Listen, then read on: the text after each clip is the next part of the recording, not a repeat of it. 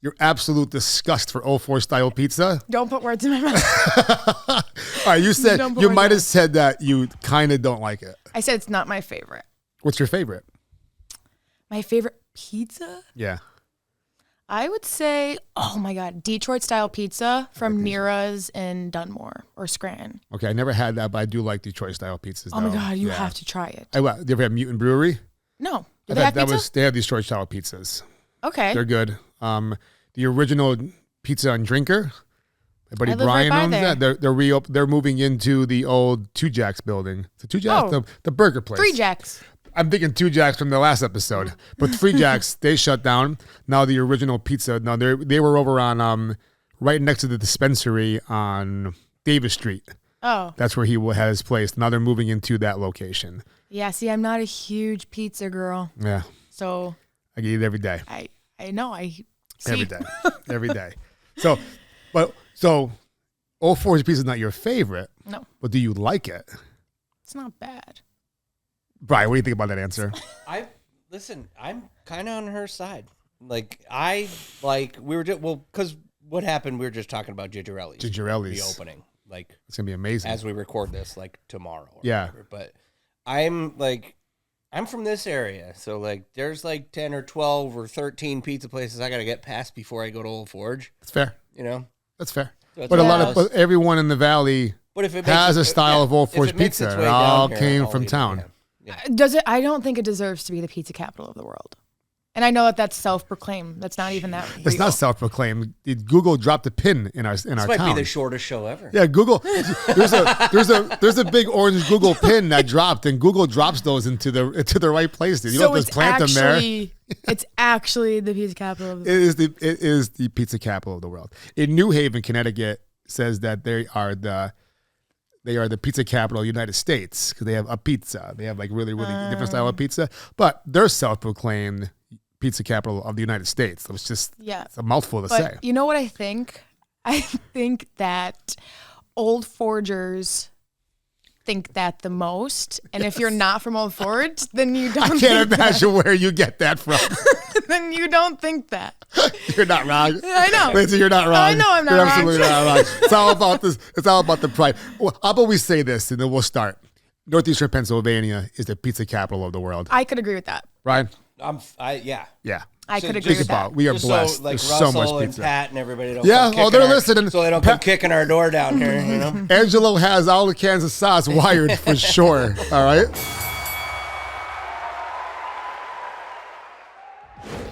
At Key Ford, being community-driven means putting people first every single day. From the moment you walk in, their team is focused on making your experience hassle-free with transparent pricing, honest guidance, and no pressure. Just straightforward service and some of the best deals around. Whether you're shopping for a new Ford or a dependable pre-owned vehicle, Key Ford is committed to helping you find the right fit without the stress. If you're ready for a better dealership experience, stop by Key Ford and see what community-driven really feels like.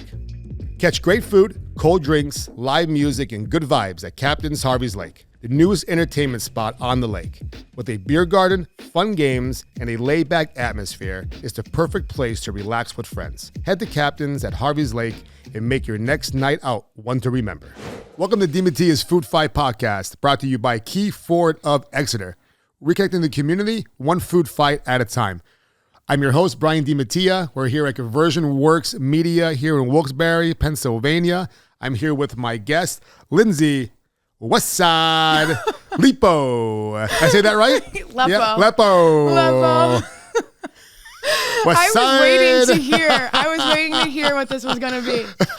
I haven't been called a West Sider in so long. West Side? You got to do the symbol. It is West West Side, right, Brian? Yes, West Side. Yes. Is that still a thing? That's the W. I haven't done it since I was in West Side. That was so long ago. Somebody in the 90s from West Side burned. We're bringing it back. They burned a huge W in our grass in our field of our stadium of our school field. Yeah, back when vandalism was fun and innocent. Yeah. Now it's teenage takeovers everywhere. Yeah, they would have been in trouble nowadays. The West Side. I have to get immediately first subject. Now, I hope that you remember this video that you made with the music that was in it. You're gonna pull something up? Nope. Oh. It introduced me to a new genre of music, a new band. But this is the video right here. Oh, I gotta take my own videos. So let's see if you remember it.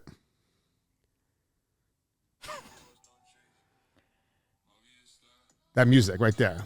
Trap Mafia House. Have you explored that music anymore? No. No, I'm not gonna lie. All the music that I put behind my reels is usually what's trending or what beats hit my video. Okay. So like that beat was like I've been posting most of my videos now or my pings on Instagram. Okay. I've been consciously building up my Instagram for the podcast page. And I use Trap Mafia House's music for most of my reels. There are dozens of songs by them. And then there's other ones, Gangsters on Wheels. There's a few other ones. It's all digital music. Okay. They're all very similar, and they just pump the shit out. They're amazing. Are they all like hard beats like that? Yes, it's all kind of like that style. That's good because all of my videos have a lot of cuts, so that would actually be helpful to use. I remember when I think I reached out to you like right around the same time I heard that video. Oh, is that why you reached out to me? I'm like, I thought about having you on the show. I listened to music first. I'm like, this music is fucking awesome. Yeah. I got to get her on the show. It doesn't talk about the music in general. But yeah, check it. I don't listen to them, but now I will. Trap Mafia House. Okay. Trap Mafia House. You got to check them out. The I will. songs are, I've been listening to them on repeat probably a couple months now, but then they'll release 6 more songs. Okay. You can't find the lyrics anywhere. There's no news. I don't even know if he's saying words. There's no news. It's like mafia style. No love. You know what I mean? You can't find the lyrics anywhere. It's all, from what I'm understanding, is all digital music. Like, there is somebody singing, but it's very highly digitized. Okay. And the beats are just, man, they just like I don't listen to all of the sounds that I use on Instagram. I heard that song. I'm like, oh, this Trap Mafia House. I immediately put it in Apple Music, and the songs came up, and I listened to 12 songs. Every single song. Did you listen to them before you heard that? No, I introduced you. That's what I'm trying to say. You introduced me to it. How about me? That's what I'm talking about. Yeah, if I didn't get that out in the beginning, that's what I meant by it. I thought you like knew them, and then you heard that, and you're like, okay, sold. Nope. That was because your videos come across the gram. Yeah. I started following you more when I saw one of your hip maneuvers where you just kind of just go like that. Mm-hmm. I know exactly which exercise you're talking about. Opening your hip You're up. Like lean forward and you just open up your hips and square back down to the floor. Absolutely. I'm like, I go, that looks like it would feel fantastic. So I stood up in the kitchen. I'm like, oh yeah. I go, this is fantastic. Let me see what other hip exercises she has. Mm-hmm. And so what are your, real fast, so we're getting into I got a lot of subjects I want to talk about. Your fitness routines, your fitness goals, what are you personally fighting for, training for? So I train for just sustainability, feeling good long term. I want to be fast. I want to be explosive. I want to be strong in all areas, not just in how much I could lift. However, at the moment, I'm training for Apex. So have you seen anything about that? I've seen what you were following. So that's an athletic competition. Think of High Rocks, but all athletic based. So it's like for those not listening, what do you mean by High Rocks? I'm not sure what you mean by that. So High Rocks is a CrossFit competition where, correct me if I'm wrong, but I'm not somebody will. I'm not big in the CrossFit realm, but it's a lot of running. It's a lot of burpees. There's sled pushes, sled pulls, the ski erg, all of that. I got you. So it's one big competition. Yeah, and you're going like directly against everybody. Like it's an actual race. Whereas Apex is a competition, so you compete by yourself. You are going against each other, but it's not a race. So basically you have all of these, there's 7 categories. And then at the end you get a score. And depending on what your score is, you either come in, obviously, a place. But it's more athletic based. So it's broad jump, vertical jump, a 40-yard dash. There's overhead med ball toss. And then these are the 2 that I struggle with because I'm not a huge strength trainer. So you have to be able to deadlift 275 for as many reps as possible. I don't know what the guys is. That's for girls. What are you at? I am at 275 right now. I could do 3 sets of 275 for like 6 reps. That's awesome. May I ask what your weight is? Let me guess. Actually, I do want you to guess. Everybody gets this wrong. And don't feel bad. Like you can I won't feel full bad. send it. Okay, How tall good, are don't. you? I'm 5'4". Okay. 141. Oh my God, that's actually how much I weigh. That's so good. What the hell? That's pretty good. I'm impressed. People always say like 120, 119. I'm like, Carnival. You got. I'm really good at guessing people's ages and weights. I swear to God. Oh Jesus. spot on too. But I'm I'm actually more right now than I usually am. I usually sit around like 137-ish. Every once in a while, I might have a little pizza bloat on me. But mine 141. Yeah. But well, by the way you train and the muscle that you have on your body. Yeah. That's why I'm always saying, like, you really think I'm 120? Like that adds on that weight. If you don't have all the muscle on you, 126 would be reasonable, but 141. That's really good. But How much do I weigh? 191. Yeah. Shut up. I'm like 188, 190 every day. God damn. Yeah. We're good at this. There we are. There we are. I'm at my so according to me, I am at my fighting weight for tournaments, but according to my coach, I'm not, because I should be competing at 181. I try to tell him so you have to lose 10 pounds? Well, actually, I'd have to weigh 175 because we have to weigh in right before our matches. I hate that shit. So I'm not going to do that. I don't want to do that. I'm 45. I'll be 45 in August, and I'll have to lose a lot of muscle. Yeah. Along with that, and I'm not interested in doing that. Now, I'm not fully against doing it for a short term. If I go back to Worlds in Vegas, that's the biggest tournament I could do. Mm-hmm. I would compete better at 181 than 195, right? Okay. But I like to eat hoagies and cookies. Yeah. That's while I work out and still be fit. Like, I don't want to, like, for me to lose 10, 12 pounds, you have to go like very I got to strict. torture myself a little bit. I don't want to do that. I don't count my calories during the week because I eat a lot of ground beef and rice and stuff like that behind the scenes. On the weekends, if I want to go eat pizza and do food reviews, I don't count my calories. I stay my same weight. I was going through a nasty sugar addiction for a little while. Really? I would buy Coca-Colas or sugars, door dashing. I door dashed more than once a Coca-Cola from McDonald's at midnight. $20. That's not wrong. The other day, my sister $20. My sister got a bag of Cheetos DoorDash to the house for like $20. I'm like, Leah, come on. I mean, I ordered the number one with it too at midnight. I needed it, but you know what I did? What I really was craving, and we're gonna get into the food craving, all that type of stuff. What I really was craving was just that carbonation at midnight. Yeah. I bought a case of Diet Coke. There's nothing wrong with that. I could Diet Coke. This is a hell of a lot better than me drinking. I would buy the glass Coca-Cola bottles. I would drink 2 of them at night.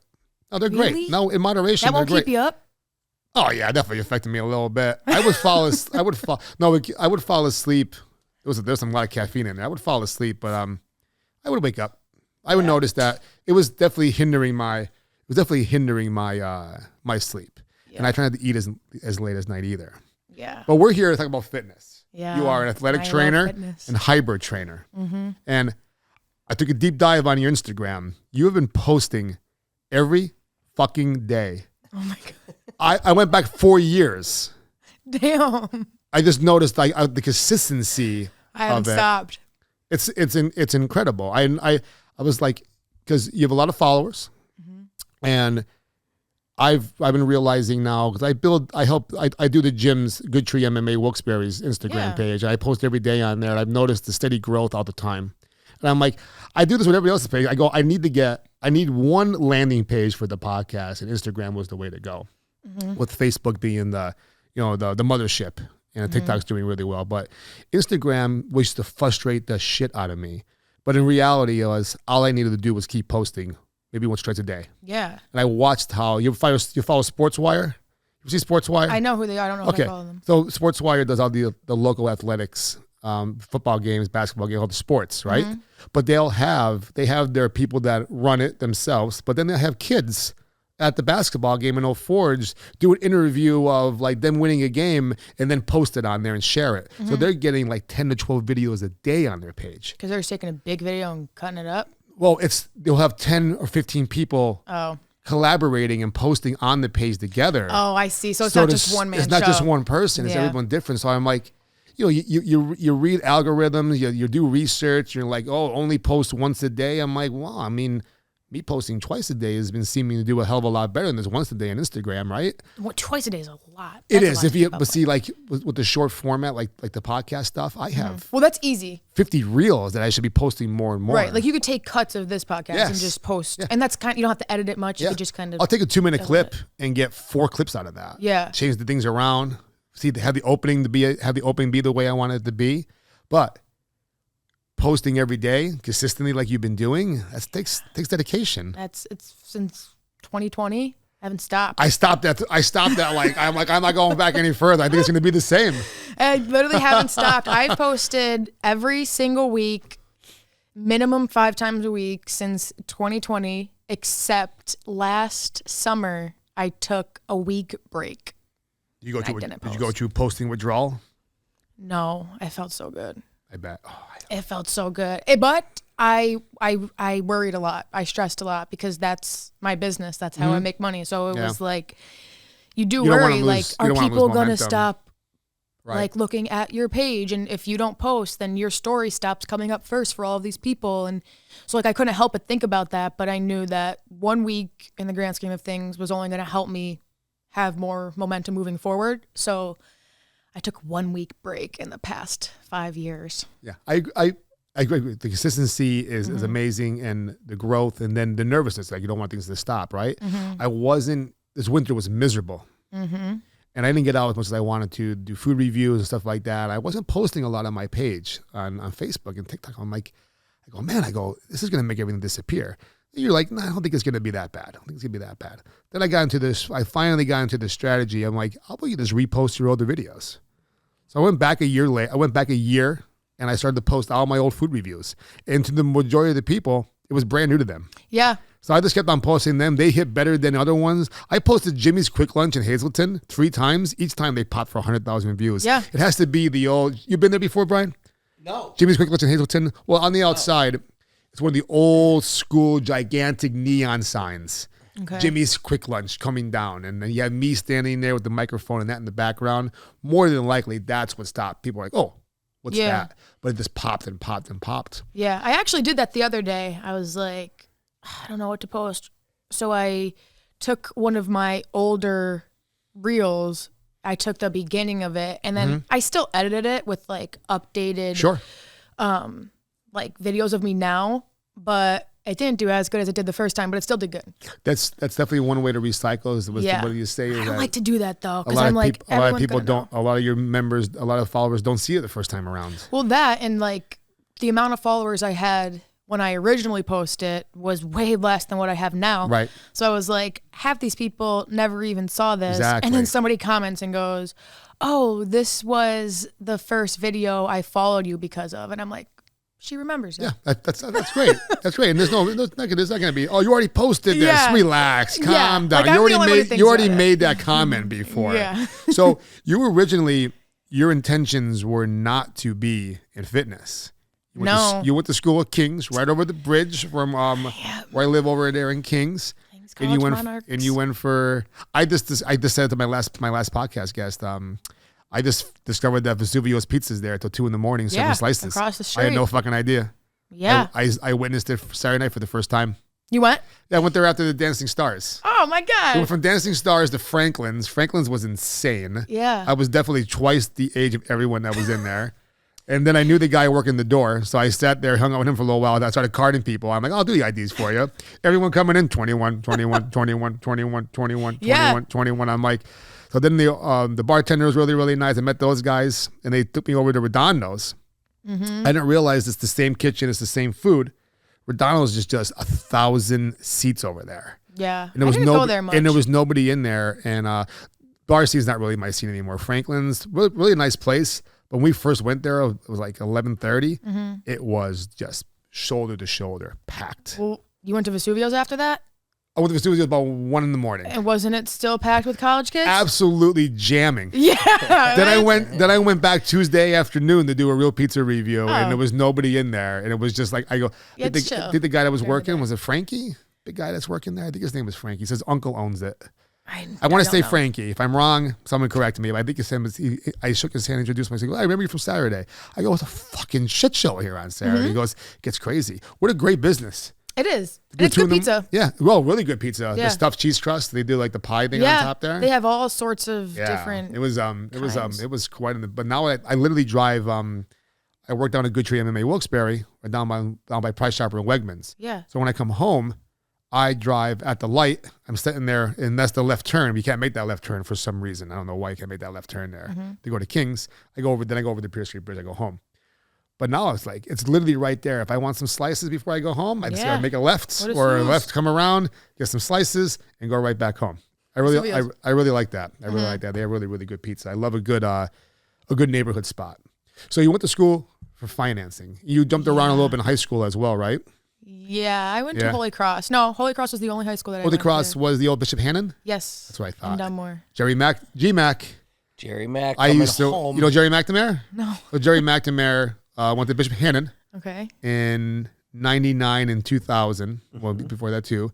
And they won a state championship for basketball. And then he went into Syracuse and he won a national championship with Carmelo Anthony. Oh, shit. And then he's been coaching for years and years and years. Now he just got the head coaching job at Syracuse basketball. Oh, really? Yeah. And he's from Scranton.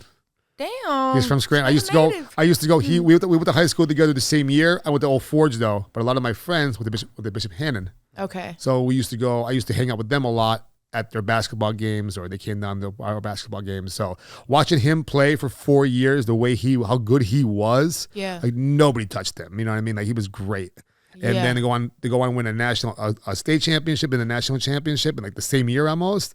It's really, really cool. And now the Syracuse head coach. And now he's Syracuse head coach. Fire. I got to get him on Food Fight, Brian. Yeah, get him over here. Dude, we could probably make it work. Yeah, we should reach out. He's got to have a connection to This him. is the time to make it happen before the season starts. Yeah. It's really, really cool. So you're in Kings. You went for finance and entrepreneurship. Yeah. And then, so what drove you to do that? Well, I was actually just finance at first. Okay. And then my junior year is when COVID hit. And that's when I got really into fitness. And then I got my CPT like outside of Kings. It was through NASM. Me too. Yeah. Me and you were NASM partners. Yeah. And Interesting. then I was like, okay, well, how could because I knew at that point that I didn't want to do like the money thing anymore. Like I didn't see myself in that industry. What turned you off that? Just because of how much I loved working out. Awesome. And I was like, I want to do this forever. Like how could but it was too late to change majors and I was not staying in school longer than I had to. So I was like, how could I make this transition into fitness? So I was like, screw it. Let me just get a major in entrepreneurship.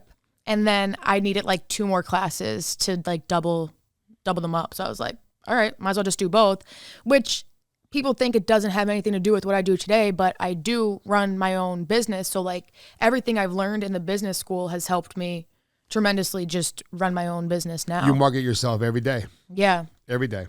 Yeah. So yeah, I knew once I realized that I could do fitness forever, I was like, get me out of finance. And the only reason I was in that was because I thought that they made a lot of money. That's it. Hey. Yeah. I went to, you ever see the show Mad Men? No. You ever see like the memes going around with, probably not, you probably know what I'm talking about then. So Mad Men was a show, early 2000s, late 2000s. It was a show about marketing, but in the 50s and 60s. So it was this big marketing firm, and Don Draper was the main character, and they would do marketing campaigns for like Lucky Cigarettes, Colgate. They kind of recreated all the original ads from back in the day. Amazing show. Then you got all the storylines and everything in there. But I remember watching that, and I was a late bloomer with college. I started college when I was 23. I went to school for business. I graduated from Lackawanna College. Okay. Then with marketing and business. And I started watching Men more and more. I'm like, that's what I want to do. I want to be like a big marketing guy. So I went to Penn State, graduated from Penn State with my bachelor's degree. Mm-hmm. Then I got into a lot of my bad habits, and my life turned for a while. And then I was like, I realized that the marketing in the area, well, I probably didn't look for it right. I also wasn't in the right mindset when I graduated school. Right. So none of that really happens. Then you fast forward, years ago, I started the food brand. Mm-hmm. It just fucking took off. And then in the realization, right, Brian, like I am kind of like the food fight madman. Yeah. Like like food fights turning into a marketing machine. Yeah. And something I always wanted to do, and I'm passionate about it, I'm creative about it. It gives me that platform, which I always wanted. And then when I was building it, I didn't even realize what I was doing. I could agree with that. I didn't know what it was going to turn into. And like, here it is. And it's just fucking, it's amazing what things turn into. I also feel like when you do something that you genuinely love and you don't realize what it's becoming until it's become that. And then you're like, holy shit, like this is something that, sells, and I could talk to people and I could market and all of that. And then it's like, okay, wait, this is my whole business. So I think when you're doing something that you love, you don't realize what it's turning into until it is that. But if you don't take a step back and realize like what you've built, then I agree. Yeah. I almost missed an opportunity to have the schedule I have. Like I almost didn't work at Good Tree MMA. I was like, initially I turned it down. And I was like, I can't leave the casino. I can't leave the money I make and the insurance I have and the retirement I have. But not realizing the same hand, I'm miserable at work. yeah. I wasn't always that way at the casino, but I've been working day shift now, and my social life opened up. But like I was imagine training the same person every day that wasn't listening to you or counting calories. Imagine that. Imagine having a bad client every single fucking day. That's what I had at work. Like the same 8-9 older people playing craps on different hours of the day over and over and over again. It turned into me not wanting to go to work, and I never liked that. So I was able to get out of that. I started becoming a personal trainer. But I dragged my feet doing NASM. Yeah. I dragged my feet. I remember fun. I went and took the proctor test, and they just tell you pass or fail. I'm like, what was my score? Oh, I don't know the score. I'm glad I passed. But like, what was the score though? Did I pass by 1 point? I think I got all the answers right. I don't even remember what my score was. I couldn't study. I couldn't read and study. I couldn't do it. I couldn't read all the material and study. So I watched their YouTube channel over and over and over and over again, like classroom style lectures and just making notes over and over again. And I should have done that. I took that practice test 1,000,000 times until I got 90s on it. And I'm like, okay, now I'm ready for the proctor exam. Yeah. Oh wait, I have 1 day left to take it. You went till the end. Waited to the end. You until the end. Yep. What was so I remember I got it. I bought the package for the personal training and the nutrition coach. I just did personal training. I let the nutrition coach last. I never even did it. You never even did it? No, I didn't even do that. But I waited till the last moment to do the personal training, and then I passed, and I started my own business, DemoFit Personal Training. Okay. And then I'll get into my experience with that. But first, I want to hear about your NASM experience. Wait, I think I trained, one of my first clients ever might have been somebody in your family. Who's that? Kayla? My niece. Did you train her at Crunch? Yeah. I started training her out of a gym in Pittston, and then she came with me to Crunch. Yes. And she still follows me to this day, and she's like, you literally changed You did my change life. her life. That's so nice. That's awesome. I know, small fucking world. Yeah. I know she was working with somebody at Crunch. Yeah. I didn't realize it was. And then she went to college. So yeah. We parted ways, but I just started going to Crunch about a year ago over there in Wilkes-Barre. Oh, yeah? I live there That's now. a nice gym. Yeah, they have good equipment. They do. I had a good NASM experience, but I wish, no, I don't wish, but I think that when it comes to learning certain things that you have to take a test for, you really just study to pass the test. And I'm not going to lie, like, I don't know if you agree or not, but how much of that do you actually use? I was ready to be a personal trainer in your personal already. Training career. Yeah. I was already training people. You only use it to get the credibility behind your name. But like when it comes to being a personal trainer, you really don't use much of what NASM teaches you. Hey, one of the things I really was one of the hardest things I was learning with them, but then I understand, I still use it to this day, was the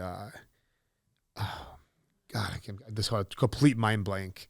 Like the way the muscles. I told you, I had a huge. It was fucking just gone. It wasn't that important anyway. It just totally left me.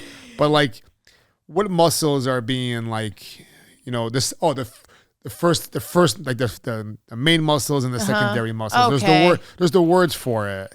And that was really fascinating. Beats me. Yeah, that was interesting to me, and that was hard to remember. But you're right though. You're right though. Like now, so I let my certification. I didn't do anything over the course of 2 years.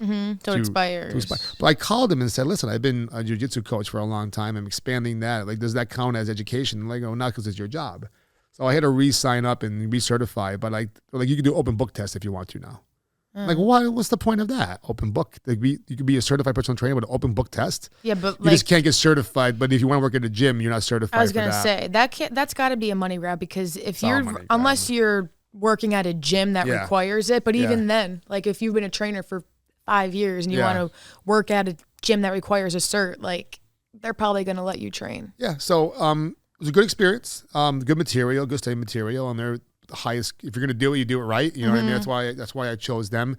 It was just that my personal training experience wasn't what I thought it was gonna be because of my hours for work at the gym. So I was able to use Good Tree's space to work out people. But everyone wanted to work out between 4 and 9. Yeah. And I wasn't available 4 to 9. Yeah. And I wasn't going to go work all day and go to the gym at 9:30 and train somebody. So luckily I had other income from the other job. Yeah. But then I put together like a group fitness class on Fridays for like 7-8 ladies. Yeah, and that's fun. That was really fun. I was able to give them a discount and pretty much be their trainer off the books and off. So that worked out for a long time. But then a few other people, the thing was people would train for a month. And then they stop. Yeah. Over and over again. I'm like, I'm not really seeing results. I'm like, well, let's break it down. You're down 8 or 9 pounds. You're doing body weight squats now. You weren't doing that 2 or 3 weeks ago. You're doing push-ups now. We started with doing wall push-ups. Now you're People doing don't look regular. At that, though. Now they you're doing what they weigh on the those scale. ladies. Those ladies did though. Those ladies, they understood what was going on. Oh, were they older? Yeah, they're all between 40 and 60. Yeah, because they cared more about how they could move than between 40 and 60. Yeah. And I'm like, you went from doing 5 wall push-ups to doing 20 regular push-ups off your knees right now. Like that's in the course really of a couple months. I only worked them out once a week, and they lost weight. They started feeling better. They had that we're going to get into that the misunderstanding about diets, the over explaining, all the TikTok bullshit, all the bad stuff. Like people think that if you eat this hoagie, it'd be impossible to lose weight. Just don't eat all the hoagies. I'll demolish them. These are mine, Brian. I will demolish the hoagie. People will be in my DMs literally saying to me, how do you eat all this food and stay in shape? I'm like, well, you're only seeing me eating 2 slices of pizza. Yeah. And I don't get me wrong, that I pretty much eat that whole pizza that day. You know? But not all the time. I'm behind the scenes, I'm eating rice, ground beef, and avocados and chicken. That's what you're doing a majority of the time. It's not like you're eating pizza and then randomly eating chicken and rice. You're eating chicken and rice. The majority of the time is that. Because I have a good relationship with food. Me too. Would you agree that a lot of people, when it comes to eating and diets, they have a bad relationship with food because they don't understand it? I think that a majority of people in the space have created a stigma that food is gonna cause all of these negative things, but in the grand scheme of things, I think having a healthier relationship with food and a smart and aware relationship with food is just so much more sustainable. I think there's many bad relationships. Stressing about your diet, chronic stress and stressing every day about what you're going to eat and how you're going to eat it is worse than having that slice of pizza. That slice of pizza is 300 calories. So is a little bit of chicken and rice. The macros are a little bit different, but the calories are the same. Yeah. One thing I pride myself a lot in is I have such a good relationship with food, and I've never had a bad relationship with food before. So that's like my main thing with anybody that I train, anybody that I talk to. I'm like my goal is to help you actually have a good relationship with food. And yeah, there's still like baseline measurements that we should be taking, but that doesn't mean that you have to track everything that you consume. But I think that's where that's the majority of the battle is what you're putting in your body. The exercising and the workouts and whatever, that's part of the battle. Depending on your goals are, you want to build muscle. But if you just want to lose weight, eat less food. There's no rocket science. It's not rocket science. And there's ways to do it where you're not starving every day. Yeah. And I do think that more so women, I think, when they hear eat less food, they'll still eat bad, but less food. And Instead I of think changing the way the meals instead are. of changing what the meals are. So I think that that's right.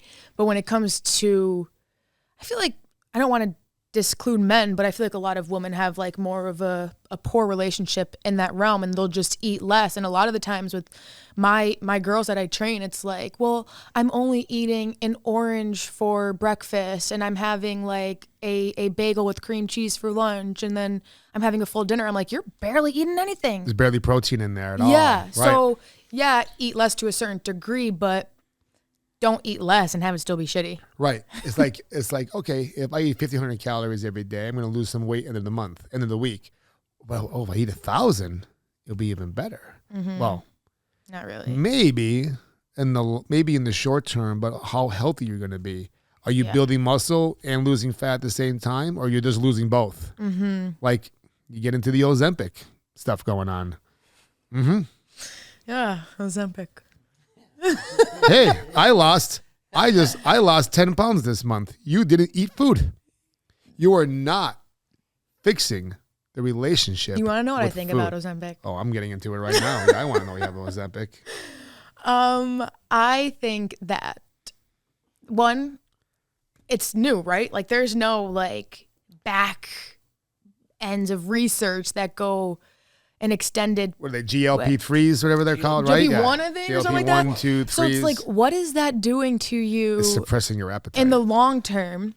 Which I think we're going to find out in 5-10 years what goes on with all of that. But it is. I hope we're wrong, too. Me too, because I don't want anybody to be Absolutely. hurt or unhealthy. Yeah. But it's just, it is the easy way out for people. And I know that that's controversial. No, fuck that. No, it's not. Unless Fuck you that. need it. Yeah, Unless if you're a diabetic that actually needs diabetic's it. different. You need it for diabetic. Like- And if you're 700 pounds, Yeah, absolutely. you're gonna die before the Ozempic kills you. Right. Yeah. So I think that for a lot of people, it's an easy way out because a lot of people don't need it. But I think They want to lose 10 fucking pounds, and Right. they're putting this drugs in their right. body. However, I don't think it's bad as a tool to get to where you want to go.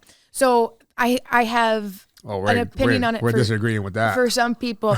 Well, I think that it's a good, I don't know if it's good, but I understand why people want to kickstart their journey. But if you're kickstarting it and then not just solely depending on that, and then you're not even working out, you're not eating healthy, you're just taking the shot and then hoping that it does what it does, it's like, come on. But it's hard for them to eat healthy when they have no appetite. True. It's suppressing their appetite. True. So you're eating less food, but you're not teaching your body why you're eating less food.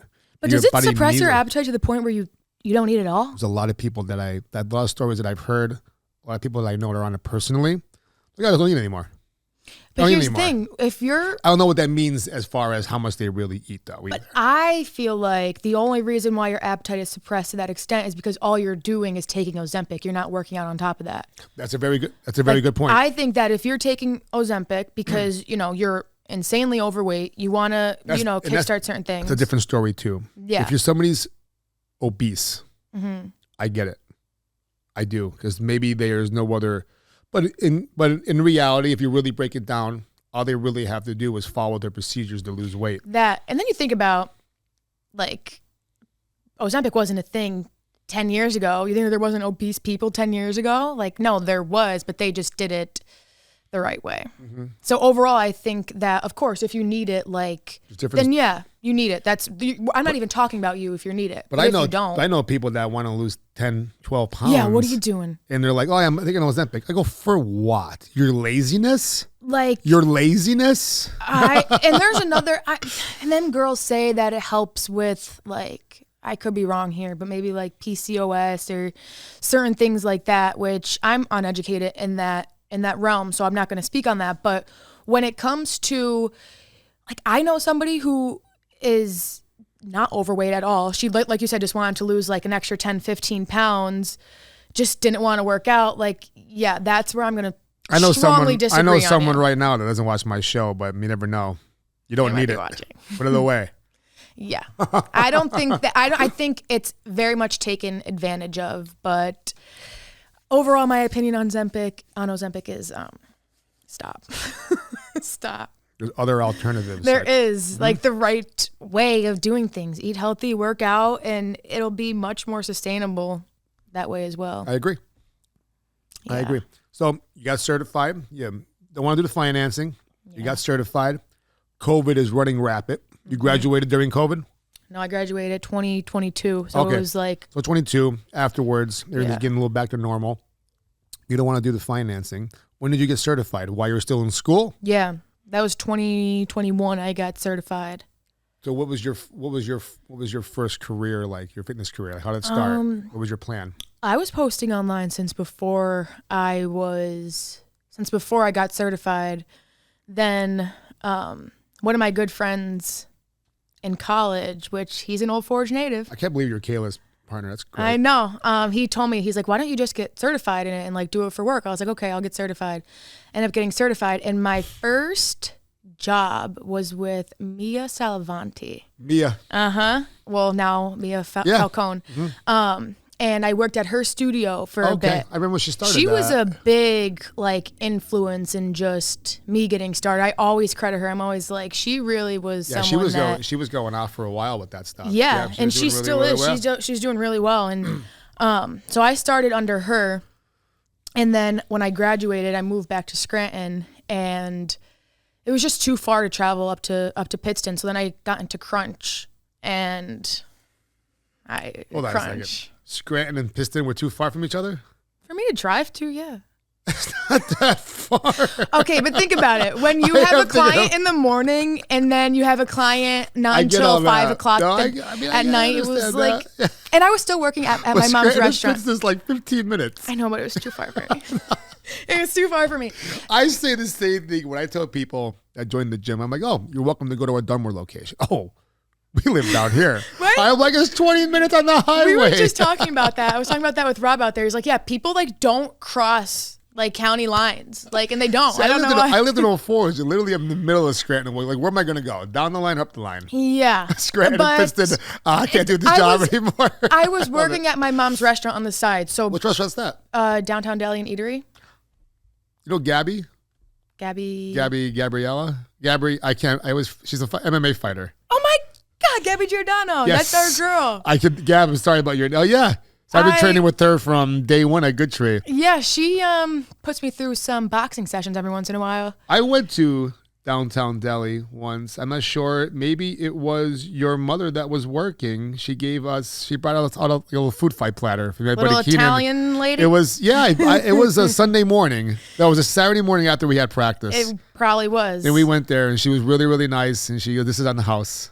Oh, then it probably was. Well, if she said it was on the house, it better have been her. Yeah, I think it was her. And then I had, did I have a French dip or something like that?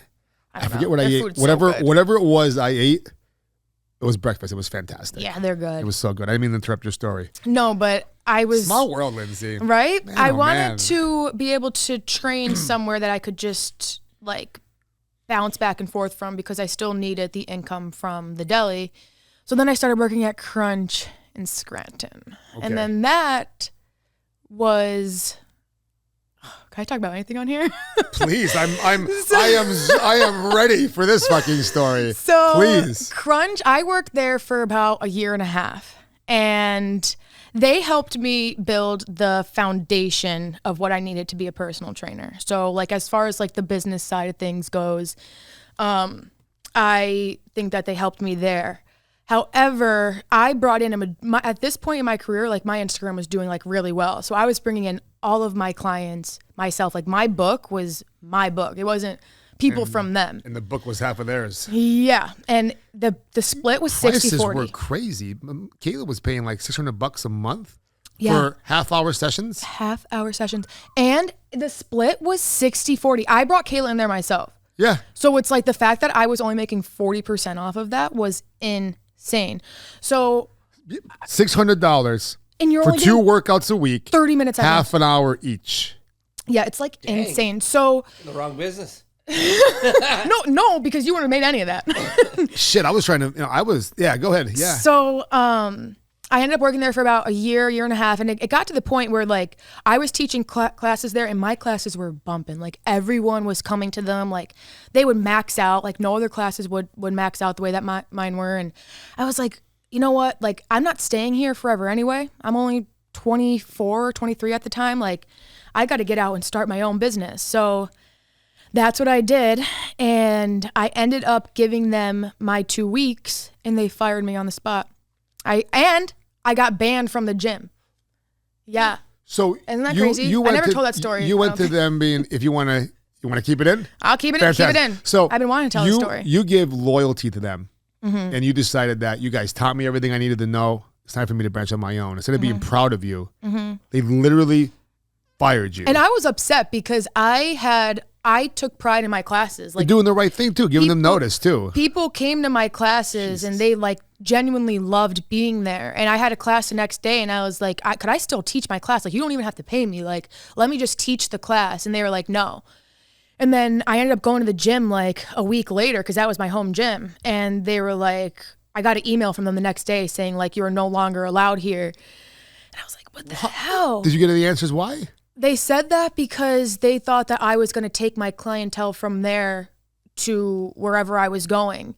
And I understand that to a certain degree, but like I didn't tell anybody that they had to come with me. I just said like, listen, I'm leaving. Do whatever you please with that information. Wow. And if people want to go with you, like people want to go with you, you can't, I'm not going to tell somebody no, like, oh, well, I trained you at Crunch. I can't train you here. Like I love my clients. I literally take pride in my clients. Like if they want to come with me, I'm not going to tell them no. But they said that I wasn't allowed because of, I don't know.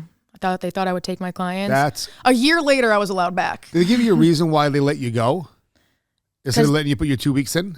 They said that it was because they didn't want me to take my clients. Okay. I get where I get that's a reason, but that's fucking bullshit. Yeah, if my clients want to come, they want to come. That's bullshit. But then to get banned for a year, I was like, come on. And just still to this day, like, I think that corporate gym is good. If you want to be a personal trainer, it's good to get your foot in the door and just start. Get experience. To get experience, to get your name out there, to find your style. But when it comes to clients wanting to train at a corporate gym, I'm always like, they're not worried about you. They're worried about how much money they could get from you. And like the one thing that they did a lot of was, like I have this one client and her mom was going through like chemo treatment and everything. And she had put in her form to like be done with training, and they were charging her credit card every single month to the point where like she was like back paid like $1,000. And they're like, she's like, I canceled. Like, how could I get this back? And they're like,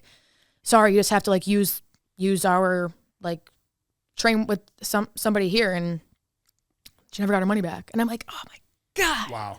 Like it's just whatever they could do to put more money in their pocket is just, it's sad, but it's the truth.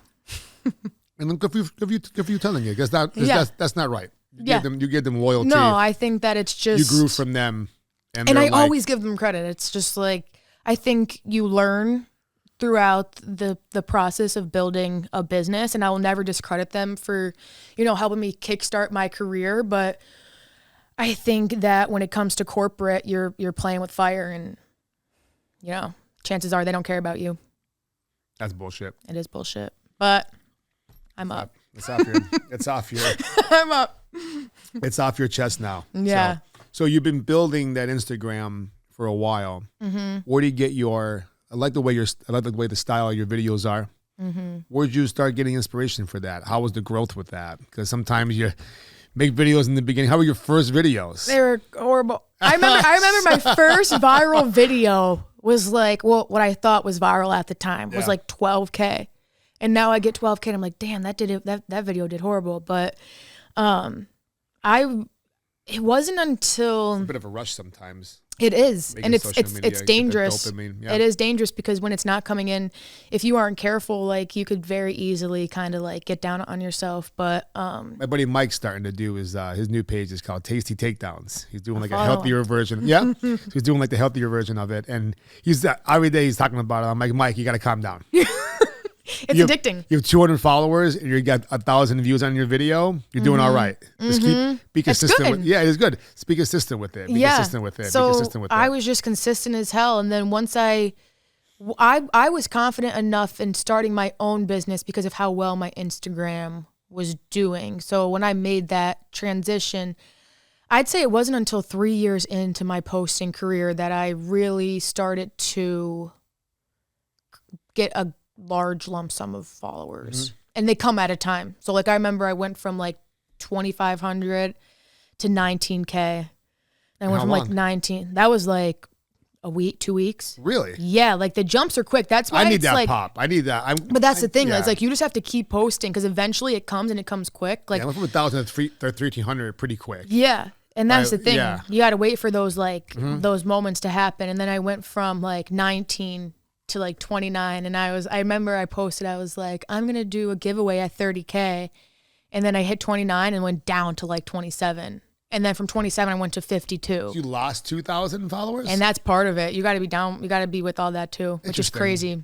And even like whenever you post, like if you really look at the analytics, you'll notice that you probably lose a good chunk a day and you don't even realize because you're also gaining some. So I never, there's times where I'll check the analytics for all my posts for Facebook and it'll be a great post. It'll be like negative 3 followers. I know. It's so humbling sometimes. You know? Yeah. But you got to be down with those like shitty phases too. Oh, I'm so used to, I still get kind of fired up over some kind of comments. Like I was just saying, like last show, like somebody accused me of like getting paid to do food reviews. You know what I mean? Like if I'm going to a hot chicken place, I'm just doing the food review because it's fucking nice to do. It's a neighborhood. I'm big on the neighborhoods. But other than that, there's people. I don't normally block anybody, but when they get real personal, then you got in my DMs harassing me, and I know one person in the area, Brian, that constantly makes up new names to harass me. Oh. 2 initials. Yeah, so I'll tell you more after the show. But like I know it's him. And it's just behind like, his behind fake names. Yeah, behind fake like I'll block the original person. Isn't that crazy? I know the pattern. And it's just like, oh my God. Then I'll play along for a little while. Then I'm just like, okay, it's definitely that person. See, that's the thing is you got to be ready to deal with shit like that. I'm ready to go. I'm ready to go. But I also worry about if I say the wrong thing, what kind of says I'm going to say the wrong thing on there. They're going to report it. I don't want my page to get blocked for a couple of weeks. Just because of somebody just that some nonsense. Like if I call somebody a bozo, I got like call somebody a bozo. They're like you get reported for like I guess community services. Like I can't call somebody a bozo. It could be a lot worse. We kind of got a little bit of leeway back to Facebook. It was for a while they were kind of censoring a lot of the curse words, harassment, stuff like that. But like, well, harassment they should police, but like just calling somebody a fucking moron on there when they're literally tearing you into like, a new one. I'm like, that's freedom of speech. That guy is a moron. Yeah. The problem is Facebook's a company, not a government. So do we have freedom of speech on there? Like until they don't want us to have it. Yeah. And I can't really argue with that. Do you agree with that, Brian? Sure. Like it's a company, you know what I mean? Like freedom of speech. Like, well, yeah. I mean, we're not outside on the sidewalk. We're on Facebook, owned by a company. If they want to censor us, I can't complain about the First Amendment right there. Is this right, Brian?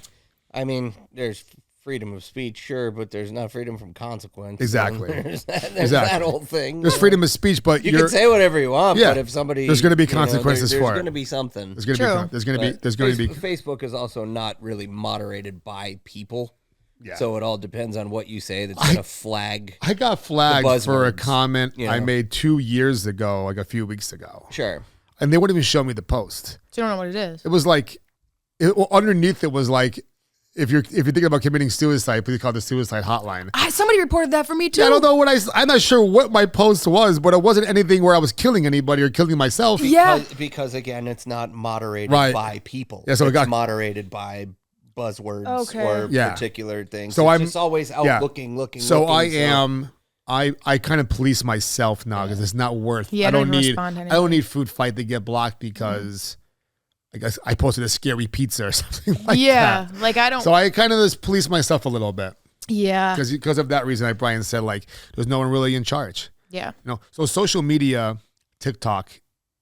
I had to change my TikTok name because I used to go into the avenues of the supplements, but then the majority of the reels I would get into when I would get to arguing to people is the fat acceptance community.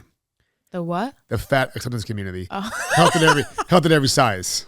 You know what I mean? Wait, so I you whispered were that. Yeah. Well, I used to freak out about it. Like, it's Wait. not healthy to be. I'm sorry, but healthy at every size doesn't mean that you're healthy at 700 That is pounds so because funny. you're not. I literally right before I came This is a here. little controversial. It's an interesting argument. It is. Yeah. Before I came here, I was watching Roundabout the round thing. what round Did thing? you ever watch that on? I'm sorry. Go ahead. No, Jillian Michaels. I guess was sitting. That's the show I'm talking about. It's Yeah. called Round Table. Yeah, Something and like they that. were like sitting down. It's called Surrounded. That's what it's called. Yes. Okay, and they were talking about like these body positivity activists were I just sitting watched down. that last week. Yeah, and they Yep. were talking about how like everyone should be accepted for who they are. And then somebody was like replayed the video and she was like, I don't think self-love is acceptance. I think it's honesty. And I was like, preach. Yeah. Because what the fuck is that? You can't sit there now. But the biggest thing for me is, and I understand that maybe it affects 1% of the population that really just can't lose weight. Maybe 1% of the population, whatever might be going on there. But sit there and say, I tried everything. No, you didn't. You didn't try consistency. Yeah.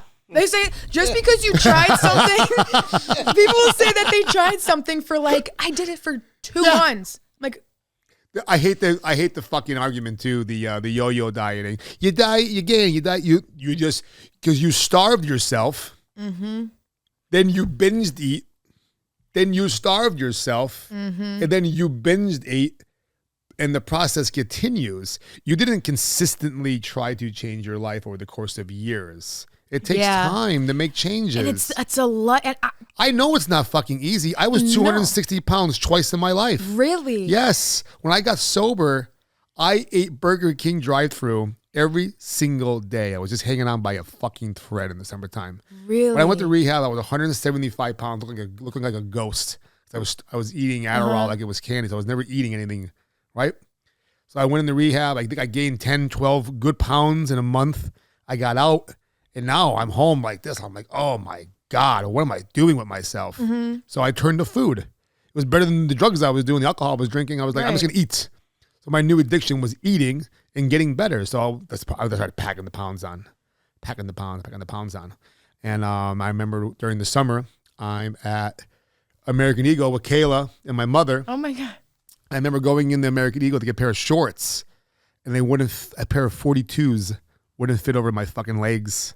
Did you gasp? I sat in the car, I cried. Aw. I sat in the back seat of my mother's Jeep and I cried to myself. I'm like, I was going to AA at the time. I lost my driver's license at the time too. That's when I got in trouble. And I'm like, I'm going to buy that bike off that kid. I'm going to ride my bike to the gym, and I'm going to lose this weight because I know what to do. Mm-hmm. But I've just been crutching on this food. So I was sober for a while, and I was waiting to go back to the casino to work. I was trying to get my license back, everything like that. But I remember crying in the back seat. That night, I bought a bike off a kid at an AA meeting. The next morning, I couldn't wait. I started riding my bike to the gym. I lived up in Old Forge at the time on Bridge Street, and I rode my bike out down the main street at Anytime Fitness. And I rode my bike there until it got too cold. And then eventually I got my driver's license back. Yeah. But I lost all the weight over the course of time, and I felt better.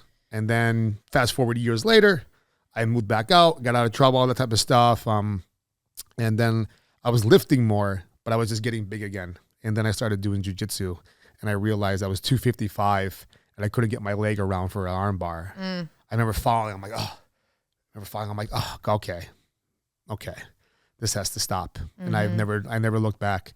But I remember,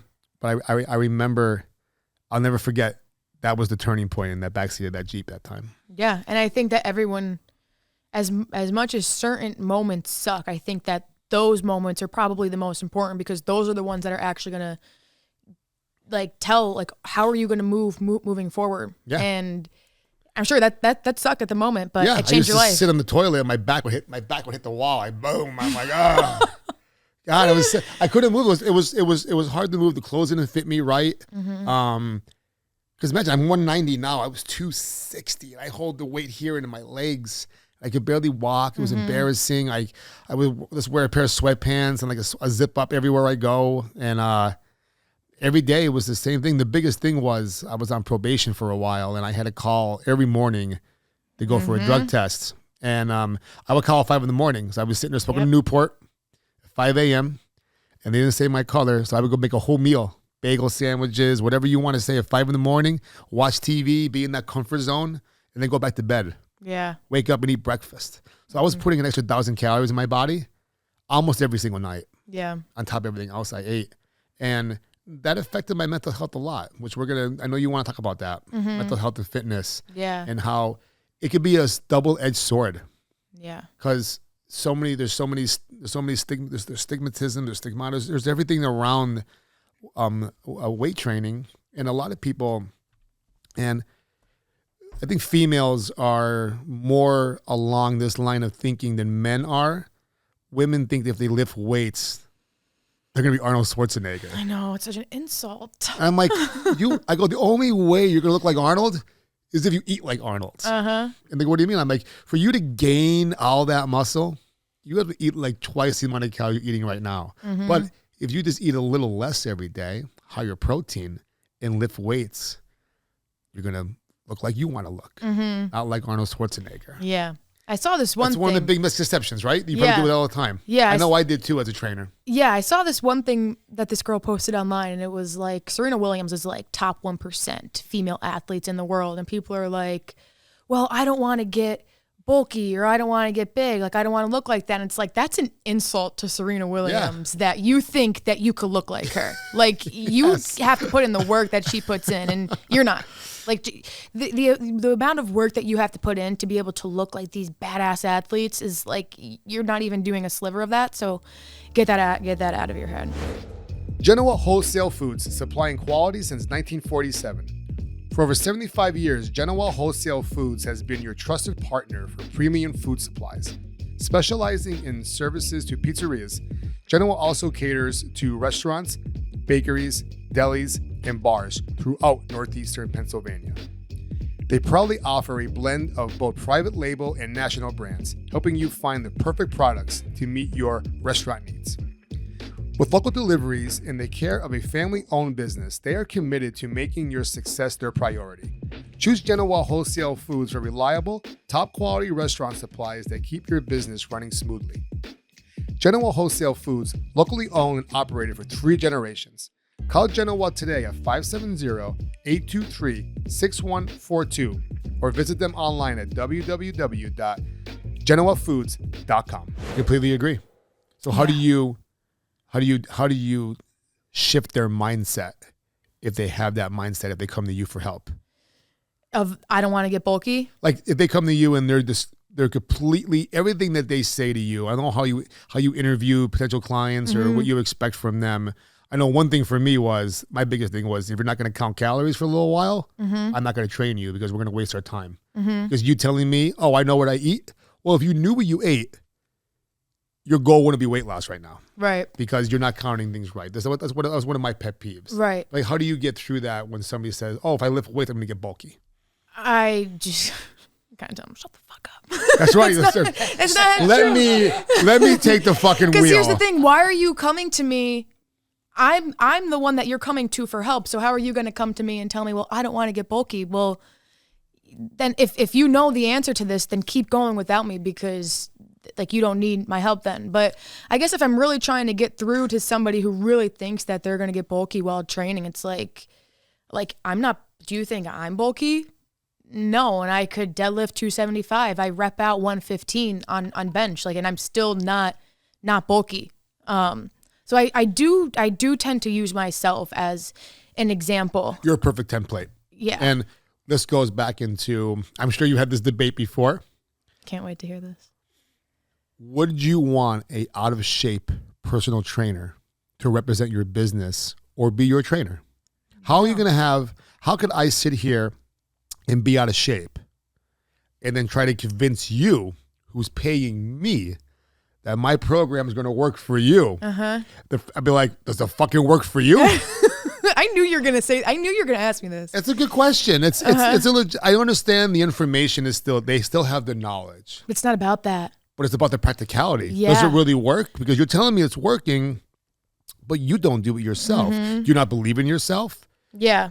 Could I do the same thing you're doing, nothing, and still be, I don't understand that. So what's your opinion on that? I always say that my body is my resume. Like when I show up and I walk into a room, like no matter where I'm going, like I was in Costa Rica and everyone's looking at me and they're like, you work out, you're a finisher. And I'm like, yeah, like I am. And when it comes to anything, like people look at me and they know what I do because of what I look like. And I think that that's super important. And I personally wouldn't work with somebody who didn't portray what they preach.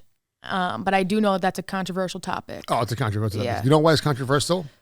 Because the one side is right and the one side is wrong. We touched on this. I mean, Not wrong. shit. We touched on this. Shit. I mean, it's like, let's take MMA and jiu-jitsu as an example.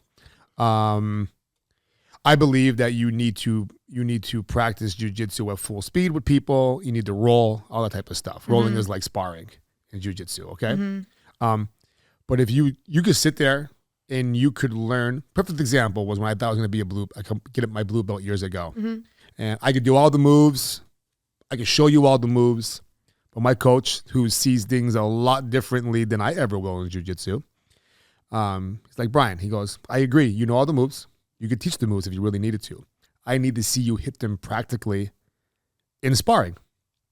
You need to be able to do the moves that you're learning. So I spent the next 6 months understanding what he was saying and getting better at hitting the moves in rolling and understanding it more. And I got promoted to blue belt. The same thing happened with my purple belt, 4 or 5 years later.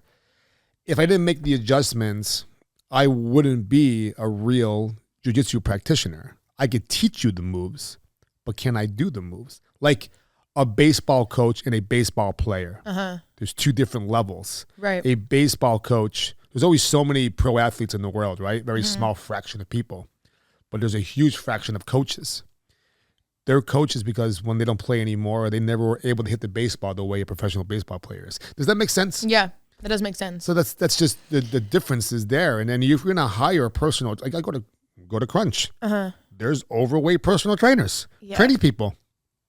Yeah. I don't understand it. I remember my one friend told me the story about her heart doctor. He's insanely obese. He doesn't take care of himself. And she was like, like you fix hearts for a living because of people in this position. And he said, I fix them. I don't prevent them. I'm not here to prevent this from happening. I'm here to fix them. And I was like, that's a unique perspective to have. It's an interesting answer. I guess I can respect that a little bit. Yeah, but but when it comes to personal training, I think it's a lot of discipline. It's a lot of accountability. Yeah. So it's like, how could somebody trust you if you don't have that yourself? Or how are you going to preach somebody to show up every day if you don't show up every day yourself? So I agree with that statement. It's like correcting somebody's chokehold without actually knowing how to do the chokehold. Yeah. Hold on, let me look at how it looks. How are you correcting me right now? Yeah. We're not learning together. You're teaching me, but then, yeah, I get that. My own doctor years ago when I went to the doctors, he's like, wow, you lost like 50 pounds the last time you were here. I'm like, yeah. He goes, what'd you do? Stop eating carbs? I go, that's what you're asking me, doctor? That's how I lost weight. I stopped eating carbohydrates? Are you serious? So He's the same crazy. doctor who I dealt with. You ever hear of weak pelvic floor syndrome? Yeah. All right, well, I never knew what it was. I dealt with it since like 2009, well, before college, when I was in college, like 06, 07. I'm going to talk about it. At the time, me and my friends were lifting a lot of core fitness. And we were lifting heavy. We were lifting heavy. And remember, I must have did something. But it made me, I got a UTI, which I thought was a UTI. A lot of pressure, everything like that, right? I remember like 2 days I'm like, I got peeing 1,000 times. I go, Ma, just have a UTI. What the hell is a UTI? Well, we usually get it, but men could get it too. So I got medicine. The medicine so this whole story is relatable, right? So having the medicine, when it was happening, I didn't know what it was. So I was constantly stressed. I was clenching a lot. I didn't know what was going on. So they constantly go into the bathroom. The day I got the medicine, I relaxed. I was like, oh, I'll be better. So the next day I felt better. Then the following day it came back like tenfold. Went to see the doctor, no answers. Went to see urologists, no answers. This is going on for years now. Then I went to see urologist again. They did a scope of my bladder, which was, I don't recommend, Bri. Yeah, and the entry point is the entry. There's only one entry point, and it doesn't feel good. Yeah, not that. And the after effects don't feel good either. Yeah. So That definitely sucks. So no answers, right? I'm doing medications, nothing. Dealt with it for years. But also, I was going through problems with medication. I was eating a lot of Vicodin at the time. Was during my addiction. So my constant stress levels were up and down, constant worry up and down, right? So all that stress, clinching, right? Never got any answers. It kind of went away for a long time, but I every once in a while it would come back. Peeing a lot during the day, it would hurt. My lower back would hurt. My hips would hurt, and then like in front of me would hurt all the time, right? Never knew what it was. A few years ago, we went to Las Vegas for the first time. Long flight. I was nervous. I think I was sitting on the plane, probably clinching my pelvic floor. You know what I mean? And remember, we got there. I was stressed out from not sleeping, and I don't do really well when my sleep schedule gets all fucked up. Remember, I went to sleep, woke up with that UTI feeling. And still to this point, I thought it was UTI, so I would get UTI medication. And I didn't get any medication that day, but I stayed the whole trip dealing with that. Got back home, dealing with it still. Well, I went to see my doctor. He's giving me a little bit of an exam. And I told him, I go, Doc, when I push down, like right in front of my hip here, when I push down here and massage here, I go, that feeling kind of goes away a little bit. I don't really know what that is. Okay, great. So he made me an appointment to go see a new urologist. So I go to see a new urologist. Well, first I sat in there with the, what do they call it? The assistant, like an assistant doctor, like a nurse practitioner. Okay. So I'm sitting here with this kid. He's like 22, 23. And he's giving me an exam. He goes, "Did you ever hear a weak pelvic floor syndrome?" I go, "No, I don't know what that is." He goes, "Well, it's the part of your body like between here and here, underneath you here, and it's just all muscle." And you know how you clinch if you have to pee or go to the bathroom, you clinch? I'm like, "Yeah." He goes, "Well, your body's internally doing that over and over and over again. So now you're getting weaker muscles versus the stronger muscles, and you're off balance. And that's why you're getting lower back pain. That's why you could be getting, if you're dealing with, you could be getting lower back pain, hip pain, and pelvic pain. Or it could also be this other sickness or disease he mentioned that he gave me medication for until I went to see a personal a PT. So I made an appointment with a physical therapist that specializes in weak pelvic floor syndrome. Now this is going on for almost 15 years, give or take. 15 years. I would deal with him. I would deal with the flare up maybe once or twice a year. But I got to the point sometimes, Lindsey, where like I would literally be on the phone with a doctor like crying. I'd be like, "Listen, this pain is unbearable right now." And well, I find out more of the causes of it in a minute. I'm going to share it because a lot of guys deal with this and they don't even realize it. And remember, I went to see the physical therapist, and she did the test on me. She did her test on me, found out that I had the left side of my body, the muscles were. This goes back to our studying for NASM with the I feel like I don't get the name of the terms of them though, but like, you know, the one muscle, so let's just say one muscle is doing more work than the other muscle. So we're off balance. You know how you do a squat? Oh, yeah. And your legs buckle in? Yeah. It's because of your abductors are too tight. Yeah. You have to loosen them up. Yeah. Right? So what was going on was my whole left side of my body was so fucked up that the right side was doing all the work, and that was pushing the muscle onto my bladder and the clinching. So we found out that I had weak pelvic floor on my left side. She gave me exercises to do. They're called like Kinkle exercises where you have to, I heard about those. where you clinch, but it's not the full clinch. It's just like a little baby clinch.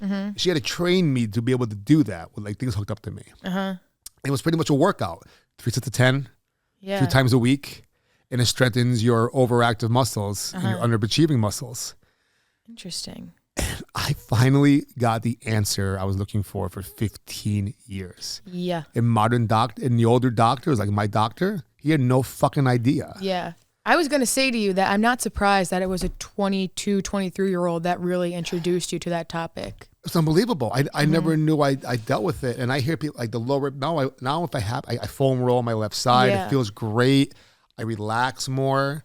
Yeah. I don't try to go to the bathroom all the time. If I need to, I'll let things settle in like that. Yeah. Like it was torture. It was torture. Bet I think that that's probably one of the weakest areas in 90% of people because it's not focused on, it's not activated. And I'm always like, I'm big on core for any person that I work with. I don't care if you're 10 years into this and you think that it's so strong. Like I'm big on core overall because that's like pelvic floor, lower back, hips, groin. Yes. And your abs, of course. But it's really like abs are the least of your core actually. And I think that if that was focused on more, I don't know if that could have ever been prevented, but I'm sure it could have helped.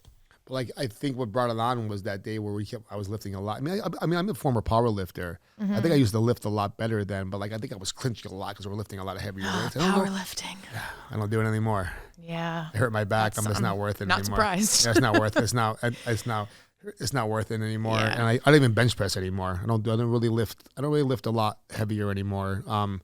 I do more full body workouts, more stuff like that.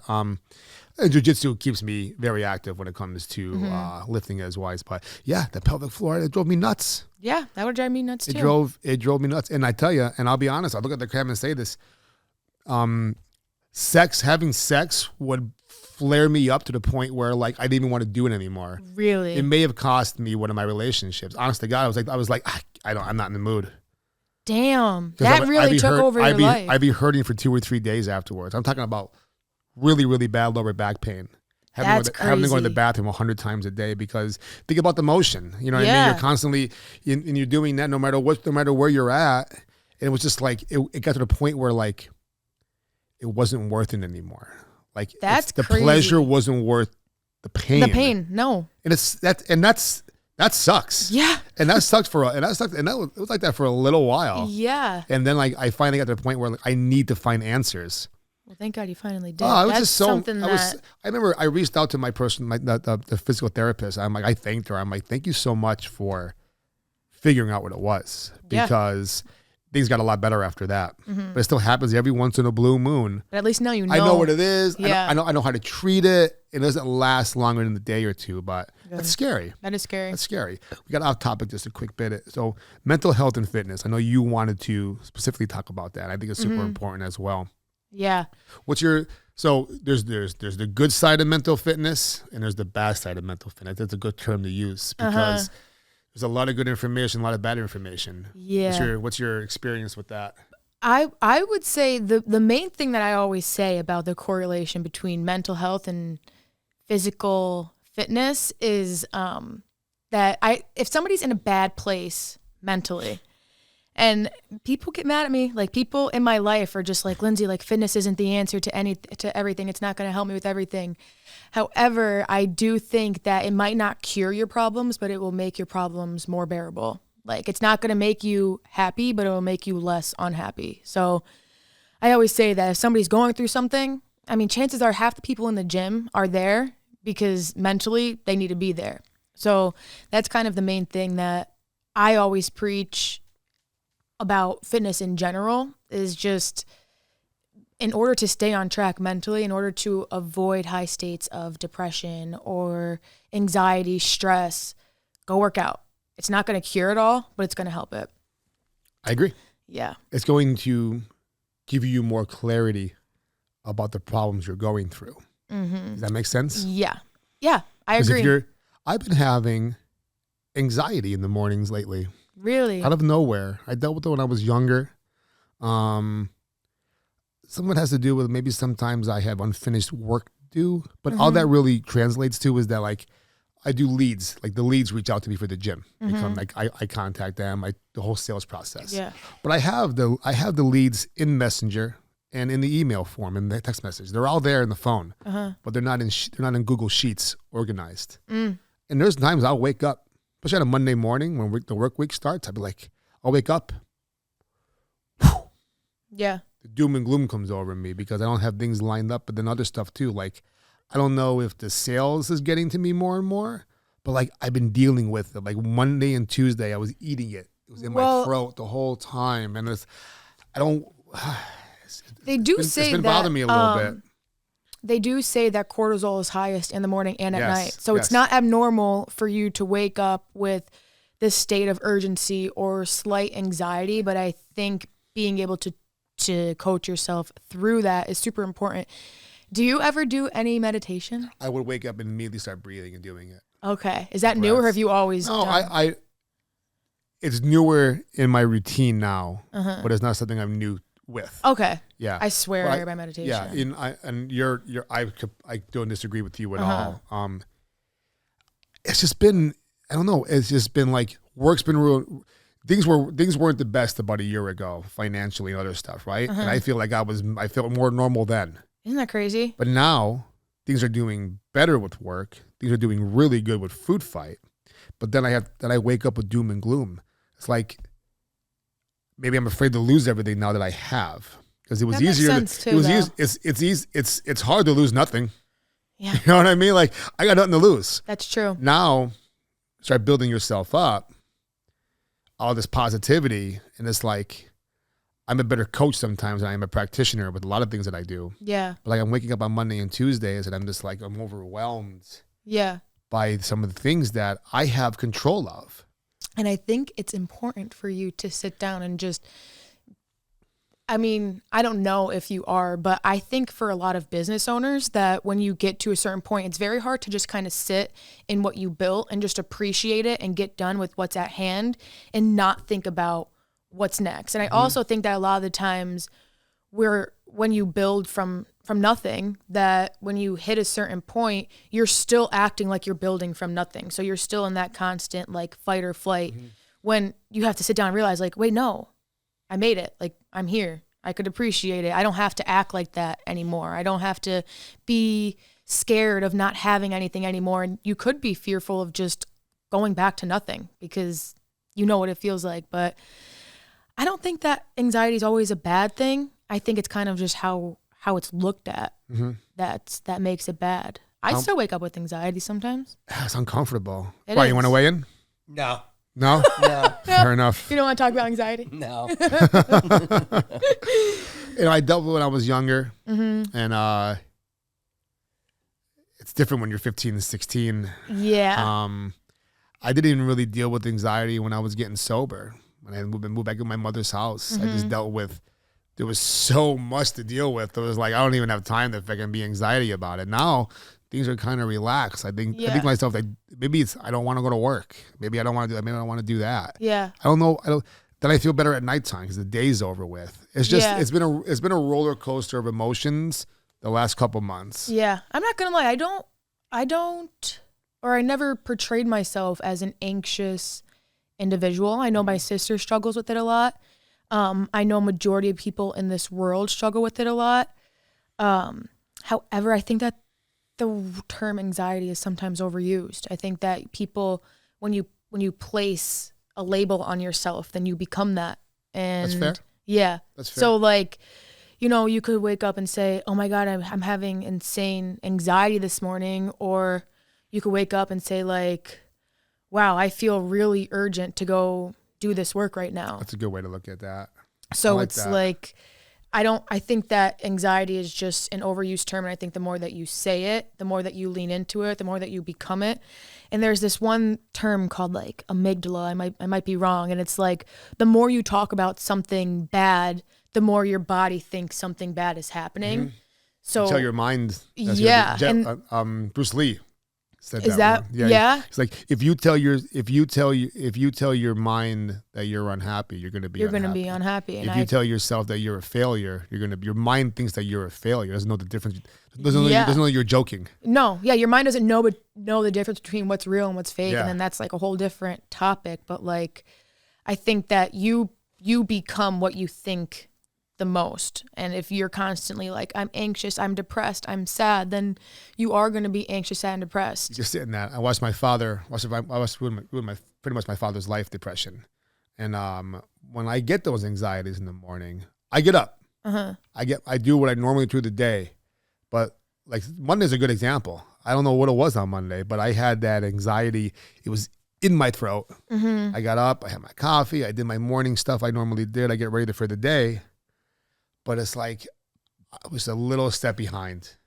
And I think that's okay, a little lack of motivation, but I got out of the house, went to the gym, I lifted some weights, I got to work. So I did my day because I know I have to fight through it. But again, I'm not used to it. Yeah. It's been happening lately, not every day. And I can't pinpoint it, but when I think about it, it comes back down to, why don't you fucking relax and enjoy what you built? Because a year ago, it wasn't there. Yeah. We're just putting the foundations down a little, but I almost lost everything a year or so ago. So like rebuilding it back up, like I should just be happy with it instead of worrying about losing it. Yeah. I really think that's a big part of it. Another small part of it was I only want to do food fight. I only want to do food fight, but that's not practical. It's not. I have a great job at the Good Tree. I teach children MMA. I'm a really great schedule. I really enjoy what I do, but I also really enjoy the food fight stuff. I'm also just naturally lazy. Are you? Yeah, I'm the opposite. I'm naturally lazy. I am the opposite. I go home lay on the couch right now if I could. Really? Yeah. I'm and I laid back there in helmets. When I said that I don't experience anxiety, I'm kind of like, the only reason I don't experience it is because of my lifestyle. But if I don't go to the gym for like 3 to 4 days, or if I'm inside for an extended period of time, I do experience like cabin fever. Yeah, I experience like some sort of mental health depletion. So I totally get that. Yeah, that's when I do experience it. How dangerous is misinformation when it comes to the fitness world? Oh my God. I think it can make or break somebody's desire to start or their journey in general. I always say that somebody's first experience with fitness is the most vital. And that's why it kind of stinks sometimes. Like, I love what I do. I love being an online coach. I love being a representation of fitness. But sometimes people come to me and all they talk about is how negative their experiences have been. And you have to help them unlearn and then learn again. I agree. Yeah. I dealt with clients that myself. They come in. It's tough. I'm like, hey, I want you to write down what you eat every day and we'll talk about it. I'm like, okay, well, you're not going to tell me to stop drinking soda? I'm like, I would like you to not drink as much soda, but I'm not going to tell you to stop drinking soda altogether. Yeah. So I tell you that. Yeah. The first thing you're going to want to do is go buy a soda. Yeah. And then it's also tough with the online world because there's a difference between fitness influencers and coaches. Oh, yeah. And I think that people will believe whatever anybody says online. If they have a good body and they have a desirable life, they will believe them. But when it comes to somebody posting genuine content that's going to help them and actually transform their lives, people almost like look away from that because what they desire is being portrayed in a different way. So I do think that it's dangerous. Social media is a dangerous world. As much as it is helpful, it is dangerous as well. There's definitely the give and take with it. Yeah. I watched a lot of YouTube, and there's one guy who watched his videos, and in one video he's like, he was serious about it too. He's like, push-ups don't do anything, so there's no point in doing them. I'm like, what? I was waiting for him to finish something else. He didn't. But he kind of meant that. I'm like, okay, you're done. You're done. How could you possibly say push-ups are no good for you? Are you out of your fucking mind? If somebody didn't have the background that you have, they would have believed that. Yes. And then that's where it gets scary because... That's a great point. Yeah. Great point. And there's so much online nowadays. Like, the industry is so saturated that it's like, who do you pick apart what's real and what's not real? A lot of it's clickbait too. It is absolutely clickbait. It is. I saw this girl post something the other day and it was a viral video and it was like hourglass workout. I'm like, shut up. It's not this workout will help you remove the fat from your one finger. Yeah. This is going to be called the pinky workout. That's literally how it goes online. It's like I understand that in order for views to occur, you have to grab the viewer's attention. But if you're doing that at the stake of when it comes to health what's stuff, real, it should be police, but it's never going to be. No, that's like, it's never going to be. It's bringing in so much views and revenue, and people are starting pages directly correlated back to fitness. Like, it's never going to be police because it's bringing in people. So, right. So you it does suck. So when you left Crunch in good terms, and things worked out great for you there. They did. What was your transition like? So you transitioned from you just doing online coaching, or were you doing in person as well? And where were you doing that? I still did in person on the side, and luckily I was able to get a place, go to the Grove in Dunmore. Which, shout out to the Grove in Dunmore. They absolutely like came in clutch, and it's such a tight knit gym.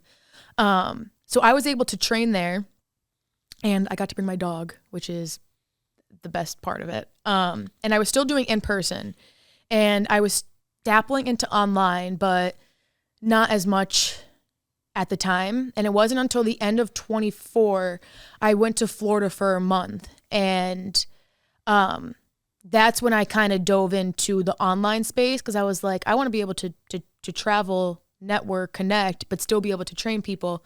And then that's when in the beginning of 25, I started doing fully online, which after doing both, I am a firm believer that you get way more out of online training than you do out of in-person training. Because when you meet somebody in person, you're meeting them twice a week, 45 minutes, maybe an hour. And you're talking most of the time. And exactly. Literally. Because they want to talk. They're just like, they don't care. They don't care. They just want to talk. I had somebody tell me that the only reason I show up is because I like to hang out with you. And I'm like, thanks, but that's not going to get you anywhere. Yeah.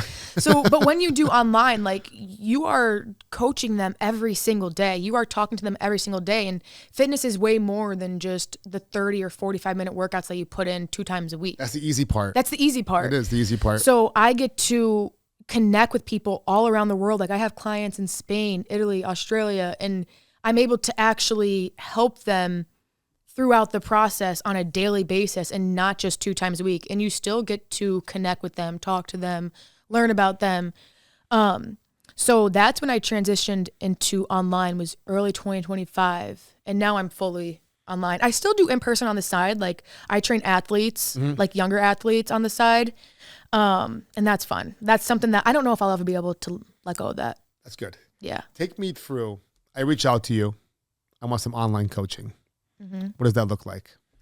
If you reached out to me and wanted to consider online coaching, I would ask you a couple questions. I need a little bit of background before we hop on a call. And then we hop on a call and I ask for more knit and grit information. I ask about where they're currently at. I need to know what you're doing now, what's working, what's not working, and where do you actually see yourself 6 months from now?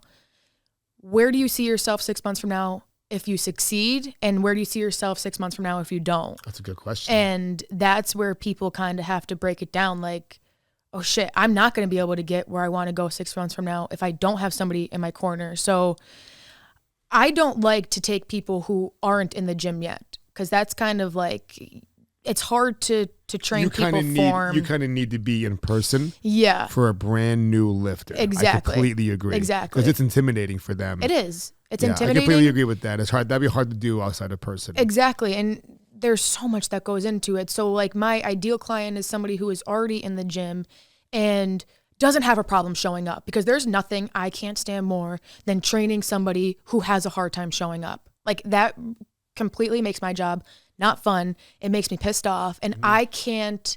Well, what do you mean on it? I have 2 more workouts. I'm like, no, your 2 workouts are the ones you didn't show up for. Yeah, like, you paid for my time. And I can't sympathize with people who come to me. They're not seeing results, but they're not doing their end, because the recipe that I give you, I could 99.9% guarantee you that it is going to work. Yeah, but if you don't put in the results, if you don't, it's literally science for the body. It's going to work. And if you don't do it, and then you put that on me, that my recipe isn't working, that's bullshit. That's shenanigans. Yeah. So I always like to hop on a call, get the the rundown, and then I explain to them like, okay, this is how we're going to attack your goals.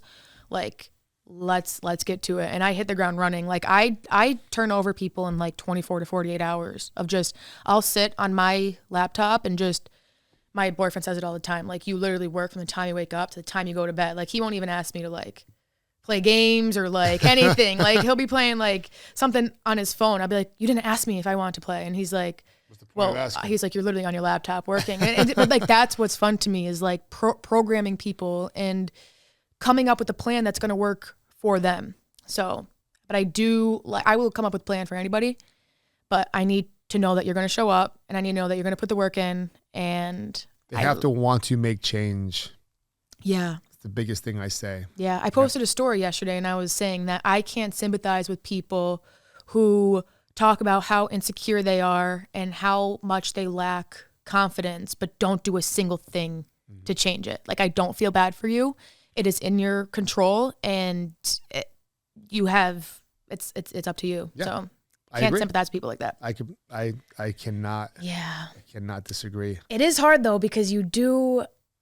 I'm starting to learn that I don't have to always sympathize or be soft with people. I'm kind of starting to lean in. Like, I am a cold person sometimes, and I think online I was kind of scared to portray that for a little bit because, you know, people will attack you. They'll try to cancel you. They'll try to do all these things. But I've learned that when it comes to just beliefs and what I know versus what I know is not true, that I just have to lean into that more and like, not be afraid to do it. Not be afraid to do it. So yeah, I don't feel bad for a lot of people. We make our own beds. Yeah. And sometimes we're just afraid to sleep in them. Yeah. You know, I know exactly what you mean. And I like the fact, I like what you said about, at least you're open like, I need someone that already knows how to train. Yeah. I'll tell people no. I'll say I won't train you. If you're I turned down, I'm sorry, go ahead. No, you go ahead. Yeah. I mean, people reach out to, hey, do you do private lessons for jiu-jitsu? I'm like, yeah, we do. Okay, can I sign up for one? I'm like, oh, well, how long have you trained for? Oh, no, I never did before in my life. I'm like, listen, I'll take your money, but I'm not going to because it's not worth it to you or me. I need you to have a foundation. Yeah. And you learn that in the 101 class. Come to the 101 class, join the gym, become a member, train for 2 to 3 months, and then we'll pick something to work on. Yeah. But just to work on, you don't have any foundation. Yeah. Oh, I want to be a better bench presser. Okay, how long have you what are you benching now? Oh, I've never benched before. Okay, you want to be a bencher then. You want to be a better bench presser. Yeah. You haven't lifted at all. So I agree with that. Yeah. Especially doing it online. Yeah. I got on a call with somebody yesterday, and at the end of the call, she was like, okay, I just have to think about it. And I'm like, are you not confident in what we could do together, or are you not confident in your ability to show up? And she's like, I just have to make sure that I'm actually going to do it if I do this. And then I said, then that's a wash. How do you make sure that? I'm not going to do it. I won't train you, and I won't take somebody's money if they aren't going to show up. I morally can't do that. They're already missing the first practice. It's like, why are you even having on this call with me then? Yeah. If you were, People come to the gym, everything's going great. 2 hours of free classes, had a great time. Mm-hmm. Then they get the price. Oh, don't get me with the price. They get the price, and they're like, oh, no, I get it. I always ask them, how much do you think you came in here knowing that you were going to be eventually have to pay for a service? Mm-hmm. What did you think it was going to be? Well, I was willing to spend $100. I'm like, okay, we could find $30 to $50 more. I say you came in here with a Starbucks. Mm-hmm. That probably cost you $8. I get one every day. I'm like, that pays for 2 memberships. Yeah. Are you willing to give that up for this? And I'll have 2 convos. I'll have 2 combos after that. I'll be like, here, if you can't afford $150 a month, that's a different conversation. Mm-hmm. But if you can, now we're having a conversation if you want to or not. Yeah. And then sometimes they hit me with the other gyms cost cheaper. They absolutely should. I just stop. The price thing, it always gets me because a lot of the time that's the first thing they ask. It's the first thing they ask. And I'm like, okay, if that's the first thing you're asking, then you're not like, you know that it's going to take money to invest in yourself. I circle around it until I have to tell them. Yeah, me too. I always wait till the end. And it's like, and I wish I didn't have to wait till the end. And I do understand that there's some people that just can't afford it. And I'm never going to argue with somebody that can't afford it. But like this girl on the call the other day, it wasn't about the money. It was about like, oh, I don't think I'm going to be able to show up. And I think a lot of the time people blame it on the money, but a lot of the time people have them. Like the other day, this girl told me like, oh, I put it in my budget for $8 a day so I could go get a coffee. And I'm like, okay, but people won't. That's $300 a month. People will not put that money into themselves, and it's crazy because I always say like you're not just investing in accomplishing a goal, like you're investing in the knowledge to be able to maintain this for an extended period of time. But when it comes to somebody's own health and wellness and like overall fitness, they will not invest in it, and it's sad, but it is the harsh truth of it. And the amount of people that I've jumped on a call with that are so down with it, but then hear the price and they're like, oh no, I can't. Even though in the application online, it says, are you ready to invest in your goals? They say yes. It's always the deciding factor. And it's, again, if you don't have the money, I get it. But if you just want to be able to accomplish something for free, like this isn't going to work. I agree. People won't though. That's always the make or break. It is. Thing with people. Working in sales is tough. It is. And when you're a coach that runs your own business, you're not just a coach. Like you're the salesperson, you're human resources, you're customer service. You are all of that. But this girl that my business mentor said one time, and it clicked. She was like, what it takes to run a business isn't as hard as who you have to be to run a business. And I was like, that is so true. Like who you have to become in order to run a successful business is way harder than running the business itself. And I think the same thing goes back to fitness, is like what it takes to be successful in the health and wellness space with the whole lifestyle is way harder than the lifestyle itself. Mm-hmm. So I agree. People don't get that. There's one more thing to talk about. Okay. I gotta go to work eventually. Okay. What's your opinion on supplements? Now, I am not talking about creatine or protein powder. I don't consider, I mean, by definition, protein powder is a supplement, but it could also be a meal replacement. It could also be a meal. A scoop away with some milk and a banana, it's a meal. That's my breakfast every morning. Okay. Creatine is beyond proven to be effective. What about everything else? I think that it's just another one of those escape mechanisms. It's bullshit, right? Yeah. And I don't take supplements. I have real life practicality when it comes to this. Okay. When I was in my late 20s, I was in great shape, 8% body fat, all that type of stuff. I got addicted to working out. Okay. But I was taking pre-workout. I was into the stacks. I actually have written down, what's your stack? You have no stacks. So. I don't have a stack. Creatine. But like I used to be big on the bodybuilder.com. They used to send me stuff, right? Like when C4 first came out. C4. Not the C4, not even the energy drink. They had the diet pills. They had the testosterone pills. All bullshit, right? I used to take no explode, and then intra workout, and then post workout. So I was taking 3 supplement drinks with 1,000 ingredients in each, all within 2 hours of each other. And let me tell you what, it did not feel well. My stomach did not feel well. The only thing that was, no explode and the pre-workouts were great because it was literally me putting 200 milligrams of caffeine in my body for the first time in that lump capacity. I felt like I was smoking crack. I was wired for sound.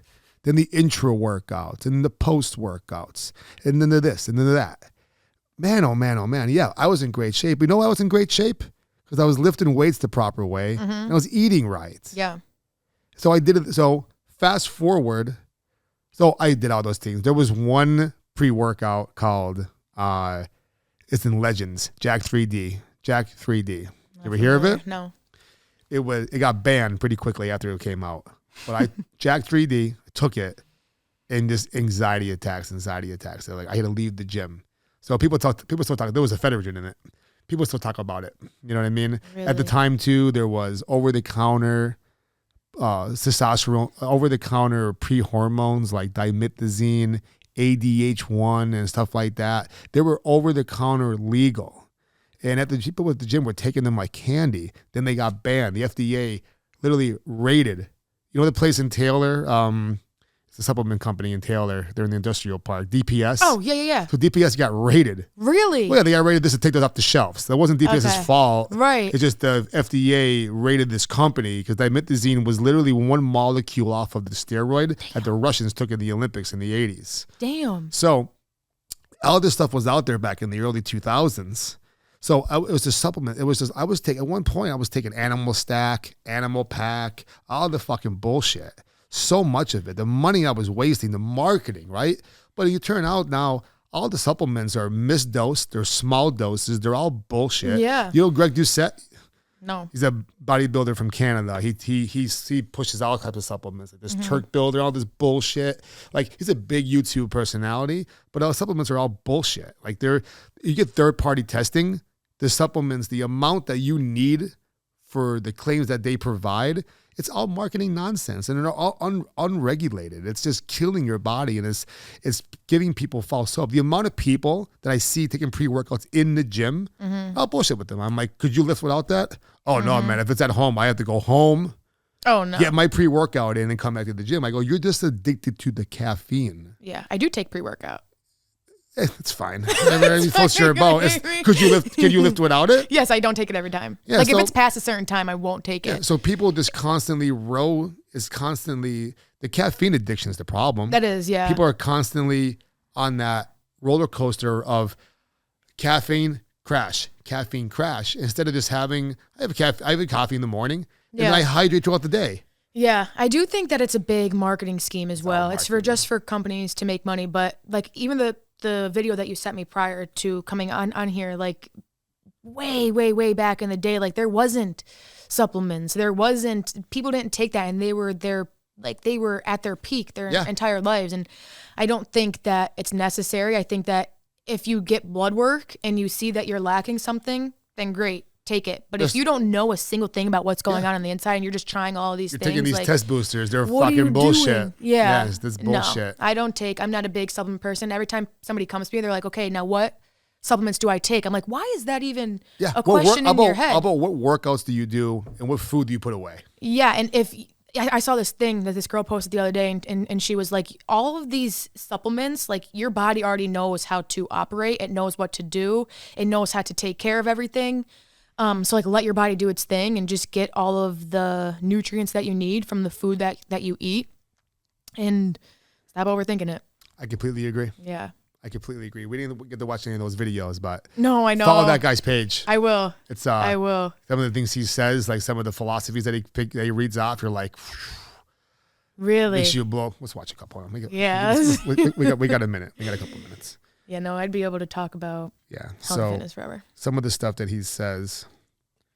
So it's in your. So GMA, so Global Media never heard of him. Mind, and some of the stuff he says. I just read this amazing quote that said, "If life only gave you green lights, you would never learn to read the road." If life only gave you green lights, you would never learn to read the road. Think about that for a second. I could already relate it back to something. How do you get? What's your relation with that? What do you get from that? Quick thought. Okay, if life only gave me green lights, I would not be where I am today. Me too. And I would not be good at it. I never would have stopped and took the turns off my path that God laid out for me. I would have kept on going straight. I might be a fucking chef in a restaurant right now, being miserable, working 9 to 5 every day. Yeah. Instead of the hard turns I took and I got. You know what I mean? Yep, I agree. Let's see what's next. This dental assistant is being recently read something that said, confident people walk away from disrespect. People with low self-value or low confidence stay and try to convince others that they're worthy. Let me hear it again. Damn. Recently read something that said, confident people walk away from disrespect. People with low self-value or low confidence stay and try to convince others that they're worthy. Yes. 100%. Yeah. I used to be the latter. I used to be in relationships where there was disrespect. I'd be like, what did I do? What did I do? What did I do? well, over maybe the last year or so, as my confidence got built back up, I realized that you're disrespecting me. Yeah. And I could easily take my eyes out and look at myself and be like, you're the fucking problem, Brian. This is where you're the problem. But there are some situations where we're just simply not the problem sometimes. I always say that your confidence comes from your output. And if you know that what you do isn't up to par or that you're lacking something, then like your confidence is going to be lower because deep down you know that. Yeah. That's spot on. I'm telling you right now, yeah. That's spot on. They're all like this. Something that said, a shark in a tank will grow to about 8 inches. A shark in an ocean will grow more than 8 feet. A shark will never outgrow its environment, and the same goes for you. And when we spend too much time around small-minded people, it stunts our growth. Always make sure that you are in environments that allow for maximum growth. I agree with that. Yeah. 110%. Agree with that one. That one's simplest could be. That says, if you have a problem and you can fix it, why worry? And if you have a problem and you can't fix it, why worry? So fucking true. Mondo said that. Yeah. Mondo said that on the show here. Did he? Yeah. And you can fix it. Kind of like that. Why waste your time worrying? Mondo said, and it's one of my reels, he says, if you could lay out, what do you say? If you could lay out all other people's problems on the table and solve those problems for somebody else, you could solve all your problems. Oh, I did. I saw him say that. Yeah. Mondo's got some. You got quoted a lot in my show, yeah. We'll do one more. Someone say, if everything you offered never felt like enough, This is fucking great. then offer your absence. Say it again. If everything you offered never felt like enough, then offer your absence. I need to send this page to my sister. How about that? We'll close out on that one. Think about that. Give and you give to other people, and they just don't appreciate it. Fucking stop giving them. Give them your. I need to follow that page. Give them your absence. Yeah. How I love amazing. that. I tell you, start listening to this page. Start listening to Trap Mafia House. And the way the songs are is going to change your mindset. I'm telling you right now, I think that music, because some of my friends are listening to it too, I think it's a cult music group that changes your mind for the better and builds your confidence up. It made me look at things, this guy's page and that Trap Mafia House songs, the way the songs are saying, the words in it, it's all about building yourself up and all that type of stuff. You listen to it, all the songs, you have a better attitude every day. Yeah. You have control over your own life. So, real quick, 3 questions before we leave. okay. What's your favorite food? My favorite food is steak. What kind of steak? Any steak, filet. Okay. Fair enough. What food do you eat in 24 hours a day, 7 days a week? Do I eat? No, what food would you be eating 24/7? Oh, 24/7? Yep, that's all you can eat. You'll never see food ever again except for this type of food. A kind? Probably like American. Like No. It's gonna be a specific meal. Cheeseburger. Cheeseburger. Good fucking answer. Cheeseburger. My sister knows how much I love cheeseburgers. Me too. You're on death row. What's your last meal? Oh, my sisters and I just talked about this. I would say a good steak, eggs, avocado with sourdough. And my dessert would be chocolate chip cookies and a ginger ale. I gave them up for Lent. Chocolate chip cookie right there. Yeah. It's not Friday. It still matters. I gave up giving stuff up for Lent. That's what I say all the time. I do really well. Yeah. I do really well. Yeah, I do really good. I gave actually 1 year when I went to the casino still, they would give us pizza from Slice all the time in their dining room. I gave up eating pizza at work for Lent.